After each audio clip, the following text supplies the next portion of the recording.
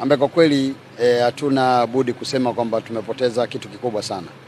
Sisi wengine tunamfahamu Lukuvi kwa muda mrefu sana. Mimi nilipokuwa niko shule ya msingi nikiwa darasa la 6 ndio tulijiunga na chipukizi mkoa wa Dar es Salaam, na tulikuwa tunafanya mazoezi pale ambapo sasa hivi kuna majengo ya umoja wa vijana, na kipindi hicho bwana Lukuvi alikuwa ndiyo naibu katibu mkuu kama sikosei wa umoja wa vijana, na yeye alikuwa ni mmoja kati ya wasimamizi wetu.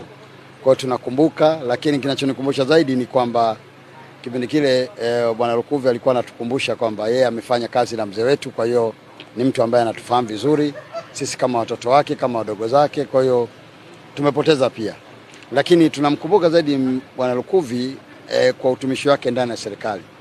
Mimi tokea nimekuwa mbunge nimefanya kazi kwa karibu sana na mheshimiwa Lukuvi, nikiwa kama mbunge, lakini pia baadaye kuwa kama waziri. Nikiwa kama mbunge, jinsi ambavyo bwana Lukuvi alikuwa anaweza kucoordinate mambo ya serikali, kwa sababu serikali inatakiwa ipate mtu ambaye ni kiungo kizuri, na yeye katika nafasi zote alizokuwa nazo tokea akiwa wizara ya ardhi, baadaye kwenda TAMISEMI, kwenda ofisi ya waziri mkuu, amekuwa ni mtu wa msaada sana, na tumeenjoy zaidi kufanya naye kazi kipindi hiki akiwa ofisi ya waziri mkuu, ambapo alikuwa yeye ndio kama chief whip wetu bungeni. Mara kwa mara alikuwa anatuhusia juu ya umuhimu kwanza wa kukaa bungeni. Unajua wakati mwingine wizara hizi zina mambo mengi, lakini mzee Lukuvi alikuwa anatuambia kwamba katika sababu kipindi cha bunge serikali na wananchi wanakutana bungeni.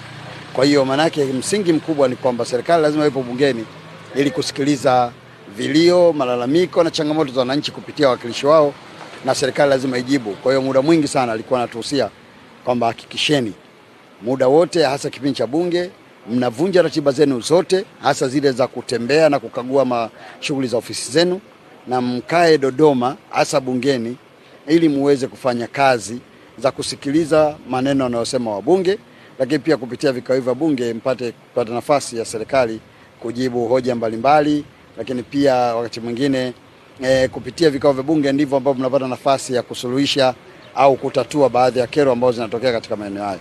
Kwa hiyo tunamkumbuka mzee Lukuvi kwa jinsi ambavyo alijitolea. Unajua kwenye maisha haya wako watu wanafanya kazi, lakini Lukuvi ni wale mtu ambaye sisi kwetu tunasema huyu jamaa ni mserikali sana.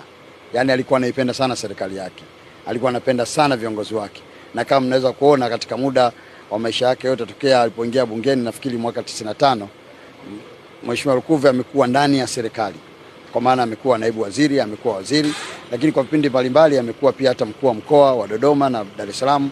Kwa hiyo unaweza kuona kwamba Lukuvi alijijengea uaminifu ndani ya serikali kutokana na yeye kuwa mtu anayependa sana serikali yake, lakini pia kupitia serikali yake maana yake alipata nafasi pia ya kutatua kero mbalimbali za wananchi.